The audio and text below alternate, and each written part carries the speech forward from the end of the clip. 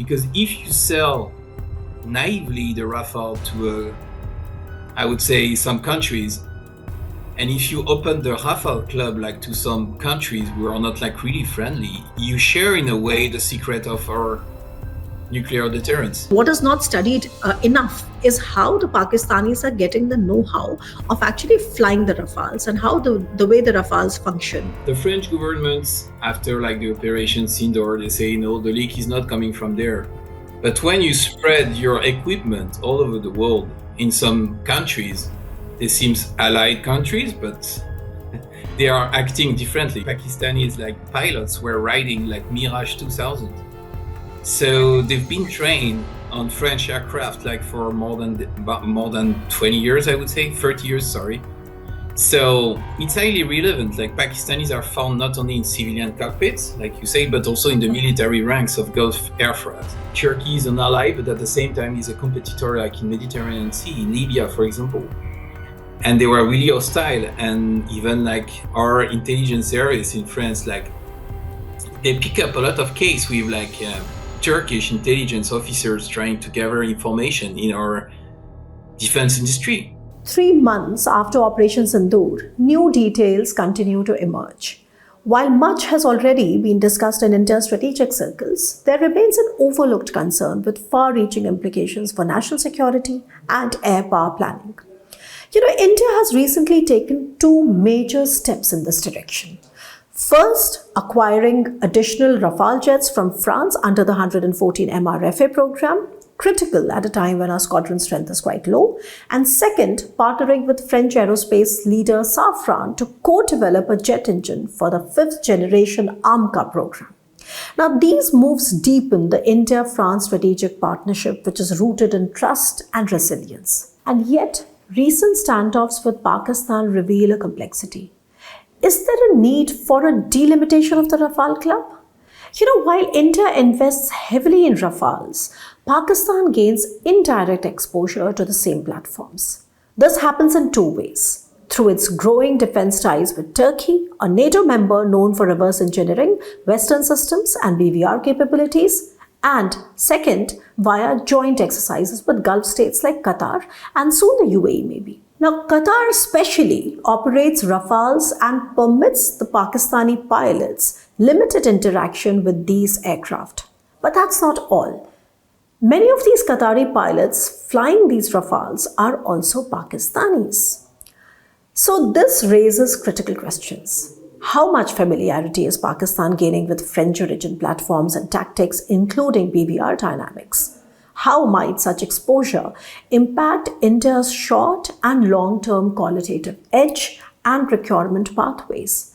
And most importantly, is there sufficient awareness within the French defense circles, within the SAW and Parisian strategic elites about the risks of such technology leakage? So today we explore these issues where technology, geopolitics, and air warfare intersect. And to discuss that, I have an excellent expert for the WorldView with Swasti today. Gregory Priolon is an intelligence analyst and geospatial intelligence expert who has been formerly with the French Air and Space Force Intelligence Center. Gregory's career as a professional intelligence analyst within the French military covered technological threat analysis related to EW, counter-UAS strategies, and satellite-based geoint. Currently, Gregory specializes in defense technologies and intelligence at Intelligence Online, where he covers cutting-edge developments in geospatial intelligence, electronic warfare, jamming, and the rise of tactical ISR and FPV drones. He has been field reporting in Ukraine war as well over the last 2 years and has focused on documenting the emergence of new warfighting technologies and evolving tactical paradigms in high-density warfare. Gregory has also contributed to the creation of CDIA, which is the AI Training and Development Center at Preligence, a leading AI firm that Safran has just acquired, where he supervised the geoint data annotation teams, training algorithms used by the French military and NATO. Very pleased to have Gregory on the show. So, Greg, great to have you here. Welcome to the WorldView with Swasti. And you are an insider. You've been an insider in the French military technology system. Uh, can you tell me where are the Rafale jets currently being sold? And how do you think should we understand the risks of military technology leakage today, especially given the way, air-to-air warfare is evolving? So actually, the Rafale has become one of the most exported European fighter jets, as you know. Yeah. Beyond France and India, it is now operated by Egypt, Qatar, Greece, Croatia, Indonesia, and the United Arab Emirates. And more potential contracts are under discussion actually in Iraq and Bangladesh. And actually with Serbia. Serbia as well is a little bit problematic in France. Yeah. That's right. And how does that, what implications do you think it has? Given how the air-to-air warfare is evolving? For example, the risk of leakage is really important. Why? Because when you enter in the Rafale aircraft ecosystem, you can have access to a lot of data. For example, like this aircraft, the Rafale got like a special auto protection system, electronic warfare system called the Spectra. So when you're a customer of the Rafale, you enter in the Rafale Club, but in the Spectra Club as well. So the French Air Force is training, for example, your analyst, electronic warfare analyst. So you got access to a lot of data, but as well to how to function the system. So that's for me actually the main threat, I would say. Right. Yeah. And, just building on this concern of technology leakage, because that somewhere is perhaps the most central part of why we are having this discussion today. And you know that one of the scholars who has coined this phrase, Dr. Ilya Rubanis, you know him well, he's a mutual friend. So he sort of coined the phrase, the delimitation of the Rafale Club.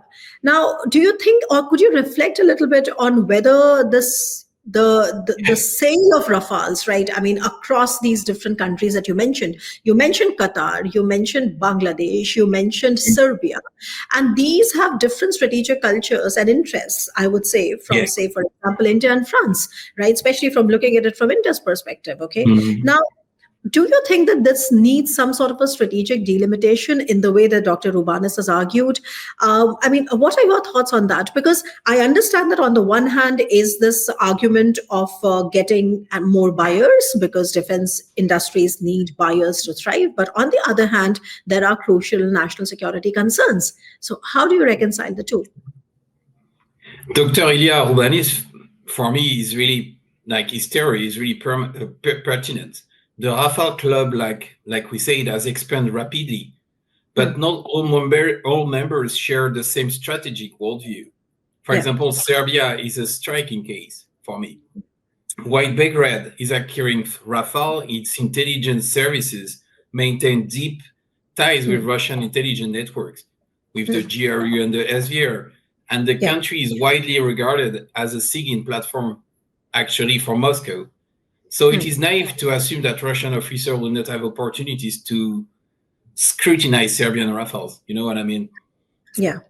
In Qatar, the issue is different. Here, retired Pakistani Air Force pilots have been contracted to fly Rafale and train Qatari cadets at the Qatar Air Force Academy.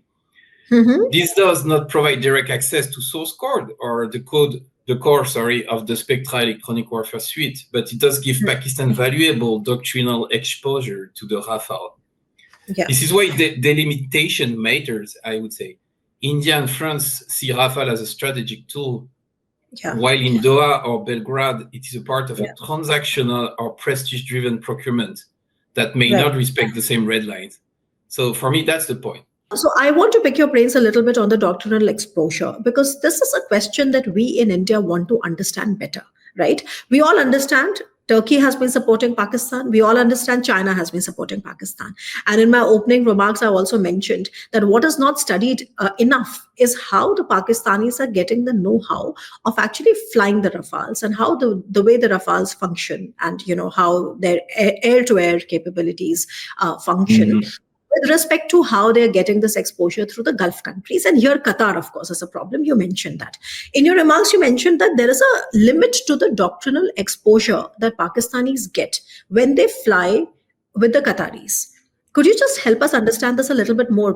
Totally. Like, for example, like when they train together, like Pakistanis and Turkish, they maneuver the aircraft. So they are making some dogfight to push the limit of the system. So you can basically gather a lot of information during such exercise.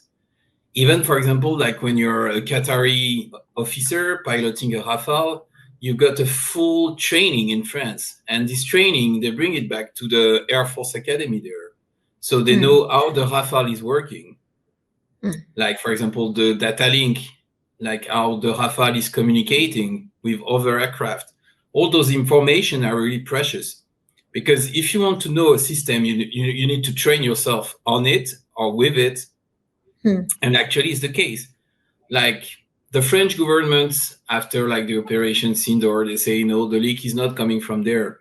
But when you spread your equipment all over the world, in some countries, they seem allied countries, but they are acting differently. You know what I mean?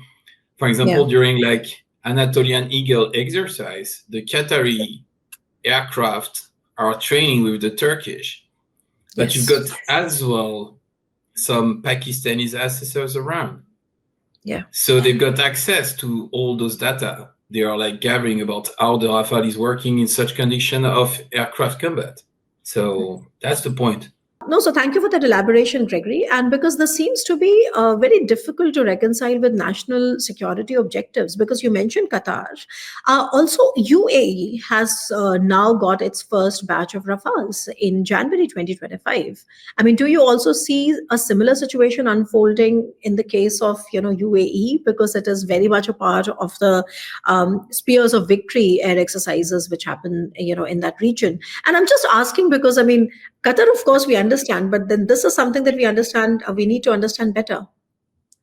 UAE, I would say, is not like, for me, I would say that the leak couldn't come from UAE, actually. Why? Because the aircraft are deployed, but with French teams on the ground.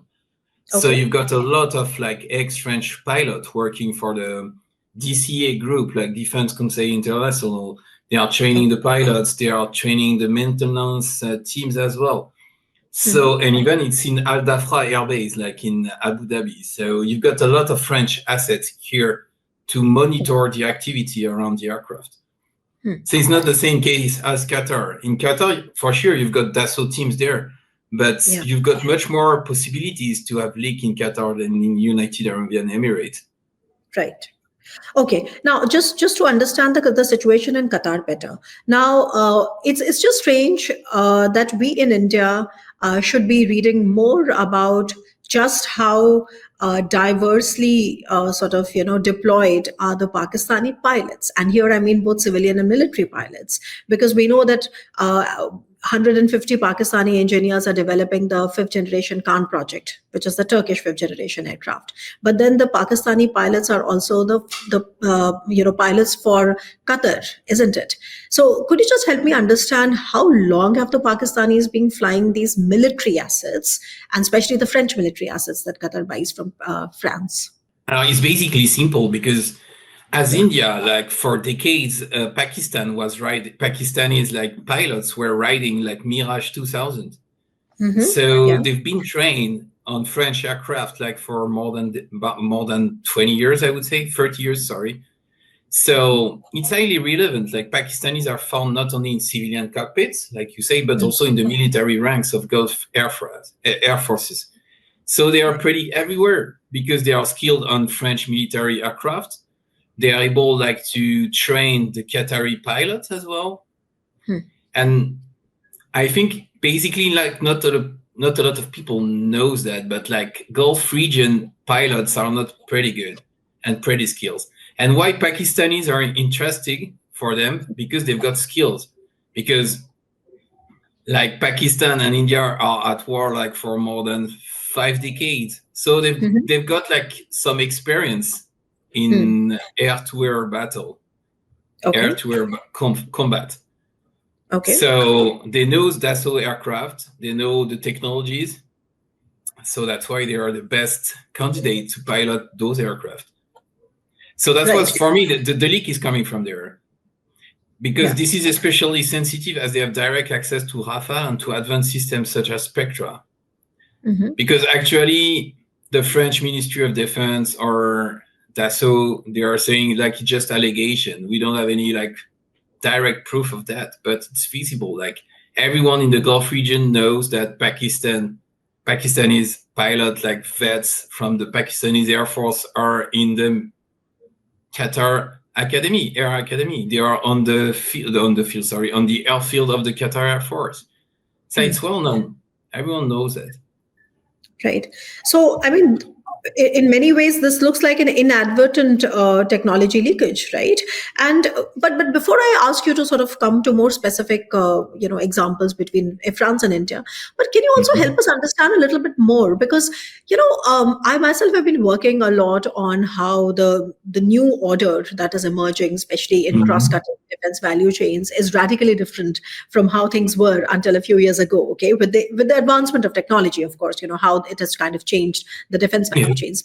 Can you also give us some more examples of how such leakages is reshaping warfare? You have been working on the Ukraine war. I know you are always on the ground collecting data and all Absolutely. of that. Of course, you have a very, very impressive, CV in that respect, and also a lot of experience. So, some more examples to also help the viewers understand how this leakage of technology is really impacting, warfare, and especially air warfare.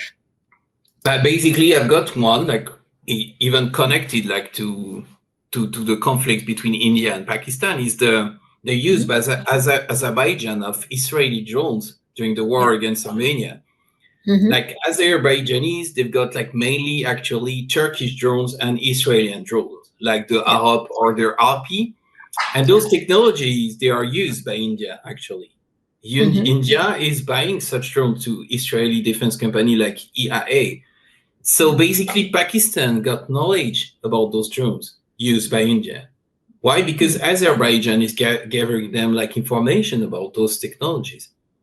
I mean, that's the main example of another kind of like technology transfer between allies. Azerbaijan and Pakistan are allies like since more than 3 decades. So you've got even the same problem like with Turkey, because Turkey actually is a NATO partner, NATO ally like since then 5 decades. But Turkish companies are really, really skilled in reverse engineering.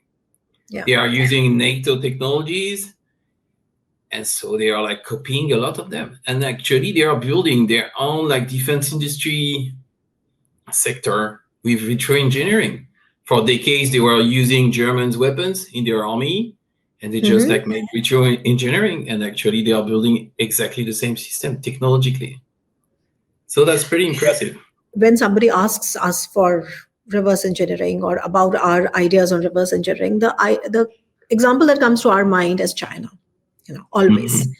We don't study. Yeah, they are the best. They are the best in it. Like but maybe Turkey is a close second. But Turkey is a NATO member, and we have already done some work. There, in fact, on ThePrint itself, right? There have been some reports on how Turkey, being a NATO member, and Turkey helping Pakistan, also enables Pakistan to get a sneak peek into how the Western interoperable, and all of those things work. But here, there is something which is a little bit more than merely exposure, which is reverse engineering, and how this reverse engineering sort of then starts to play a role as an enabler for Pakistan to understand how the Western weapons, or how the NATO weapons, NATO standard weapons, or French weapons could be working.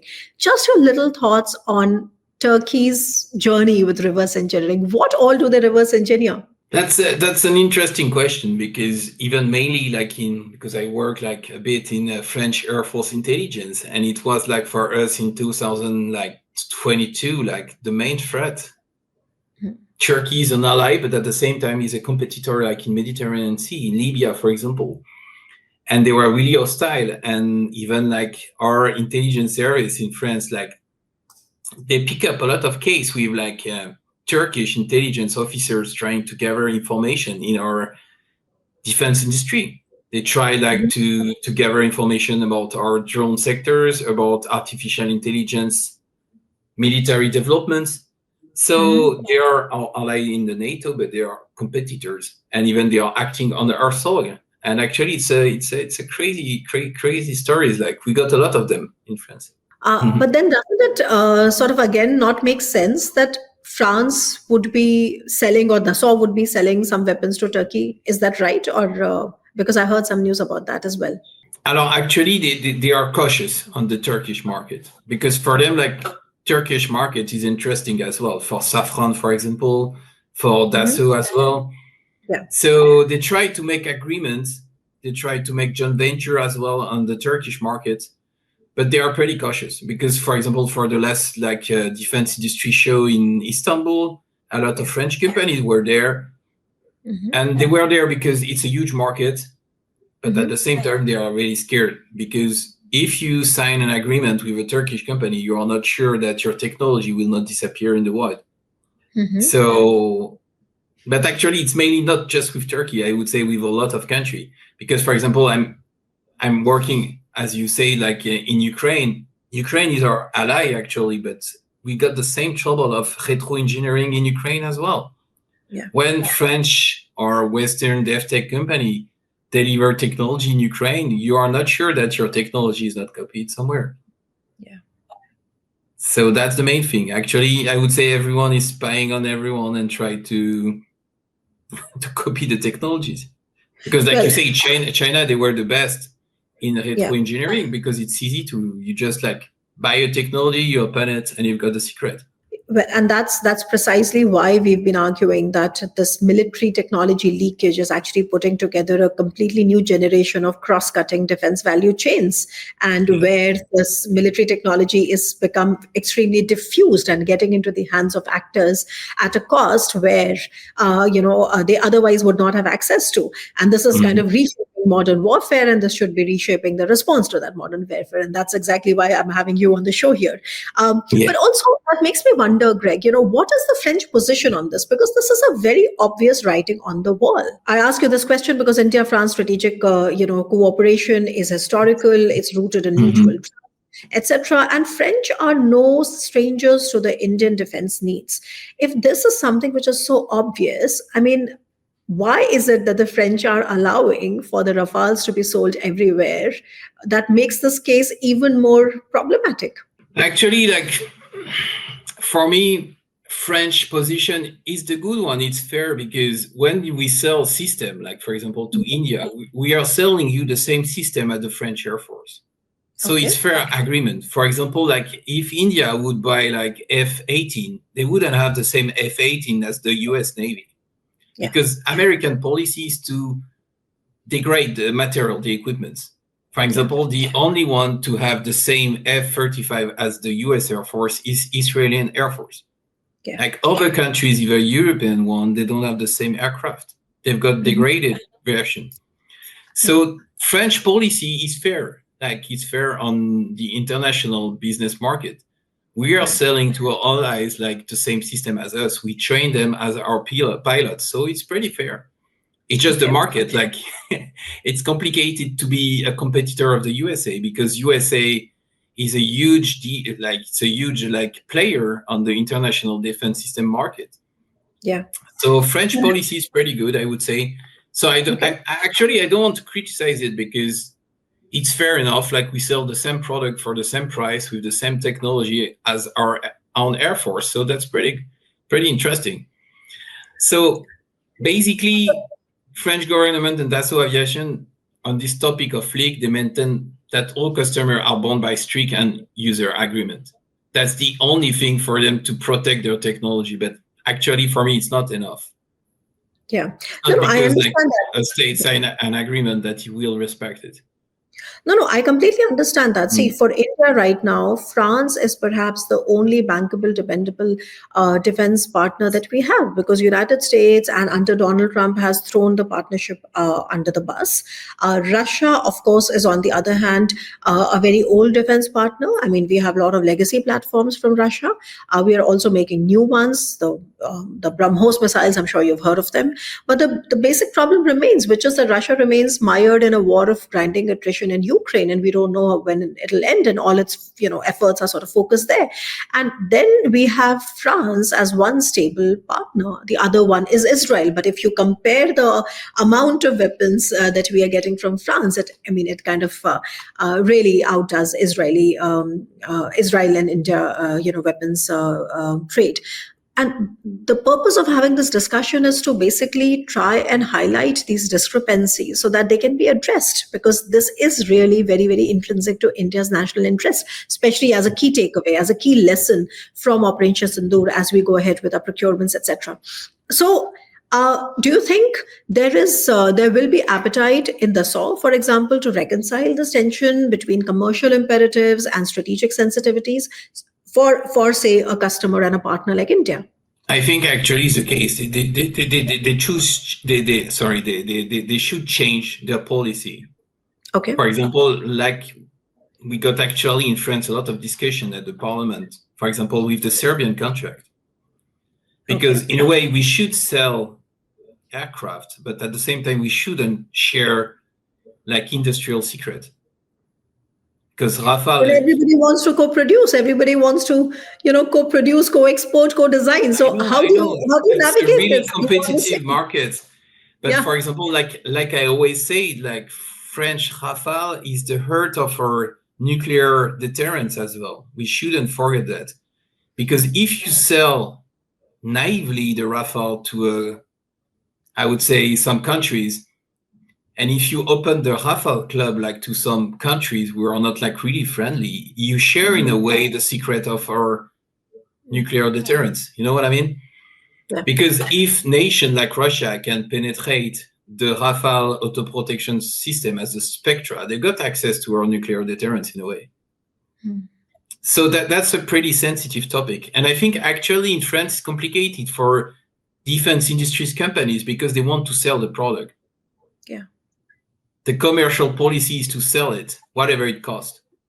And mainly that's a problem. Even like, honestly, like during like the Sindoor operation, we got a lot of debate in France. Even French Air Force officers, they were pretty scared by the situation. They were like, come on, actually Pakistan got the hand in the Spectra system and China as well. Is it true? And at the same time, you got Dassault people saying, no, it's not true. Like, no, we don't give them all the source code in Qatar. Yeah. So that's the key point. You got, in a way, Dassault commercial interest, nation interest, like to produce more aircraft, to sell them abroad, to be competitive on the market. And at the same time, you got like the French nuclear deterrent and even alliance with India. We shouldn't share like those technologies with enemies. So what suggestions or warnings, would you have in mind to give to the Indian side for managing these challenges? Because, I ask you this is not a short term. I mean, I know maybe no clear answers could exist right now, but this is also coming at a time, we are having this discussion here at a time when India is doubling down on trying to compensate for its depleting squadron strength. We are in a mission mode, so to say, to revamp our capabilities, to make sure that our stockpiles are enough, etc. Because this is a very, very charged security environment. Okay. So this is going to have implications for our long-term procurement. So you, as with all your background, you've worked for intelligence, you have developed all these programs, and you are no stranger to this world. So what do you have in mind to say to the Indian side? First of all, I would say like India should demand like contractual guarantees from France, ensuring like no third-party pilots access to Rafale are carried by Gulf state, for example. Second, I would say India should, like with, for example, like your defense technology company Bharat, develop more sovereign countermeasures inside the Rafale system.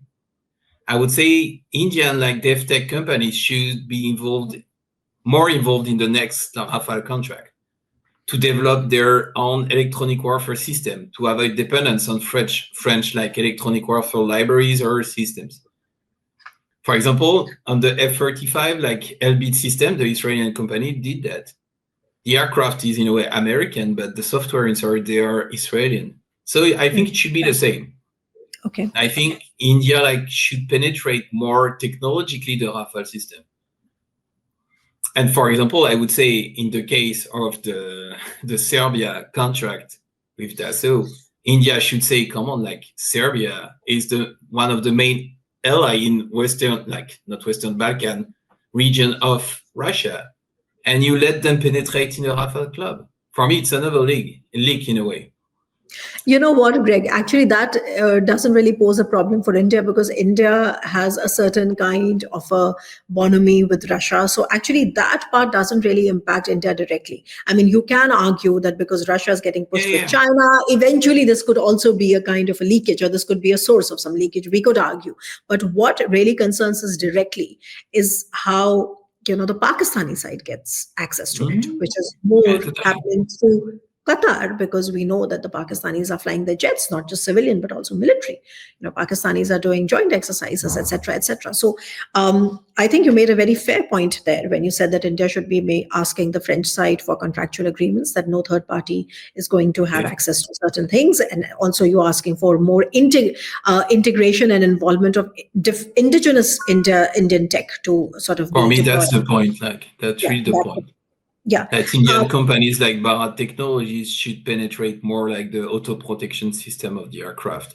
And you will be like the owner of your own protection, like without basically like trusting like Dassault agreements. You know what I mean? Yeah. Do you think this would be agreeable to the French side? Because we have had in the past challenges with respect to sort of asking the Rafales, but trying to have our own missiles and our own radars on it. It has been a problem in the past, right? And Yeah. of course, we settle for some sort of a compromise, but this is always not very easy because it's not just the systems are that is how the cost of the aircraft actually gets elevated, right? So there's a cost of the aircraft, but all the radars and the weapons that it carries. So from the seller's perspective, you would try to get the best possible cost, the best possible selling cost, right? From the buyer's perspective, you have to make sure that not only is the cost down, but also your indigenously developed systems are on it. And then now we are talking about a whole new dimension of preventing technology leakage. How do you reconcile? Because that is really the big question. Can you give me examples of where Dassault Aviation has actually been successful at doing that? Actually, not. I think, for example, like Indonesia has the same things in the potential contract, like to have more access to the technologies. And that's actually the main thing, because, for example, Dassault is able to do it for example, for the engines. They can say, okay, Safran, I can help India to build the M88 engines in India. But for such system like Spectra system, like Thales, is not like able like to agree, because they're like, it's a sovereign French system, so we don't want to share the secret, with Indian companies like Bharat. But I think it's possible because, for example, like a few months ago, I wrote an article about Bharat system working on the radar of the Rafale. Bharat actually is able like to build the same ISA radar as Thales. So I think they could find agreement. Okay. Because in face of such leak, like French or India, like we cannot spread like our technologies like in China like that. Yeah. Because during the Sindor operation, okay, French government say, yeah, but it's just a disinformation campaign. Okay, we can basically trust that, but I'm not sure, because China is pretty good in retro-engineering. Pakistanis are really good in intelligence, to gather intelligence. So we should find a way to basically protect our technologies. And I think India and France can like strengthen their relationship like that. Going midway, okay, India, you're gonna produce this in India. We're gonna help you to develop like your own like auto protection system, your own AW systems. I think it's totally possible, and even it's a win-win for France and India. Right. Of course, I totally agree and I totally support that point, because, like I said, that France is right now the most stable and dependable defense partner that we have. We have signed a very ambitious roadmap on defense industrial, cooperation, and we have many plans coming together. So I think it would make a lot of sense for Zafran or for Dassault to actually, prioritize India's national interests over certain commercial gains in the short term. because of course, these ties are here to stay. But on that note, Gregory, I have to thank you for all the time that you've taken out and all the wonderful writings that you've been doing, because I, of course, read a lot of stuff that you post, on your platform. So thank you so much. I think this is going to be extremely useful for not just our procurement policies, but also the wider strategic relationship that we share with a very important partner, and with whom we really look forward to taking the big leap into the next generation technologies and weapons. So thank you so much for pointing out this very useful detail that really concerns India's national security very deeply. So I thank you so much for it.